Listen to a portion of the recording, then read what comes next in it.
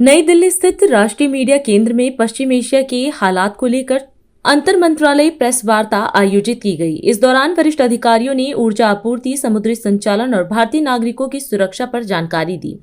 अधिकारियों ने बताया कि देश में पेट्रोल, डीजल, एलपीजी और पीएनजी की पर्याप्त मात्रा उपलब्ध है और सभी रिफाइनरियां उच्च क्षमता पर काम कर रही हैं।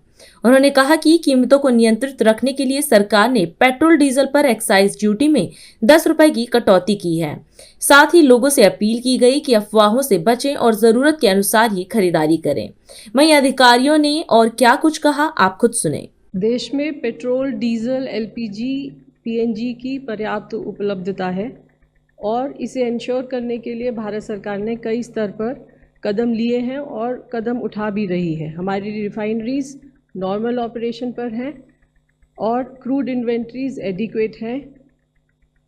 कुछ रिटेल आउटलेट्स पर नॉर्मल ऑपरेशन है, परंतु कुछ रिटेल आउटलेट्स पर पैनिक बाइंग भी ऑब्जर्व की जा रही है।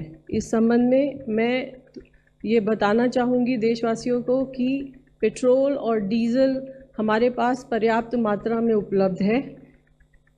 डोमेस्टिक मार्केट में पेट्रोल और डीजल पर्याप्त मात्रा में उपलब्ध हो और प्राइस भी इंक्रीज़ ना हो, इसी के लिए भारत सरकार ने एक्साइज ड्यूटी पेट्रोल और डीजल पर 10 रुपये रिड्यूस किया है, ये जैसा कि आपको पता है।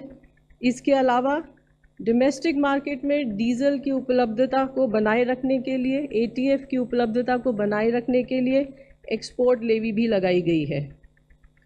इसीलिए मेरा आप सभी से विनम्र निवेदन है कि कृपया अफवाहों पर विश्वास न करें, आवश्यकता अनुसार ही पेट्रोल और डीजल क्रय करें।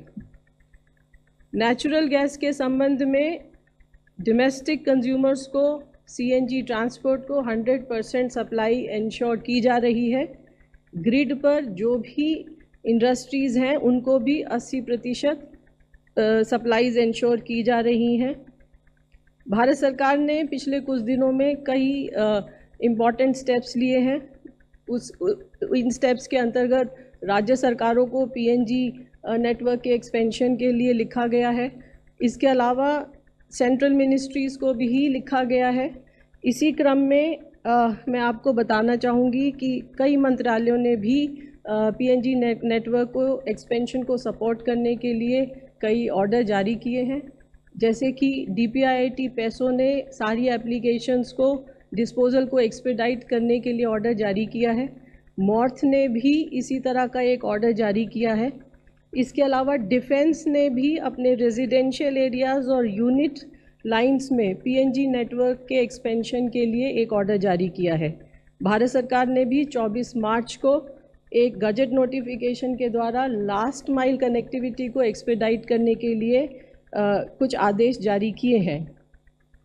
एलपीजी के संबंध में किसी डिस्ट्रीब्यूटर पर कोई ड्राई आउट नहीं है, सफिशेंट सप्लाईज हैं और इंश्योर की जा रही हैं। मैं आपको बताना चाहूँगी कि कल लगभग 95% बुकिंग्स ऑनलाइन थी। लगभग 82% डिलीवरी ऑथेंटिकेशन कोड के द्वारा की गई हैं। पिछले 2 दिनों में लगभग 1 करोड़ 4 लाख बुकिंग हुई, जिसके अगेंस्ट 92 लाख सिलेंडर भी डिलीवर हुए।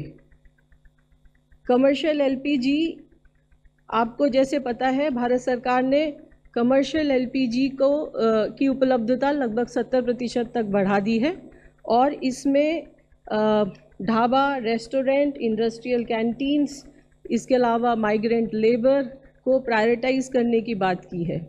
मैं आपको बताना चाहूँगी कि लगभग पिछले 1 हफ्ते में इस ऑर्डर के इशू होने के बाद से लगभग 2,60,000 5 किलो के FTL सिलेंडर बेचे गए हैं और ये जो माइग्रेंट लेबर उज्ज्वला स्कीम के अंतर्गत कवर है उसके अतिरिक्त है। इसके अलावा कमर्शियल एलपीजी भी लगभग 41,000 टन अपलिफ्ट किया गया है। आज हम इस कार्यक्रम में आपसे विदा लेते हैं। आप अन्य खबरों के लिए बने रहे। राष्ट्र सर्वप्रथम, वंदे मातरम, जाग उठा है भारत।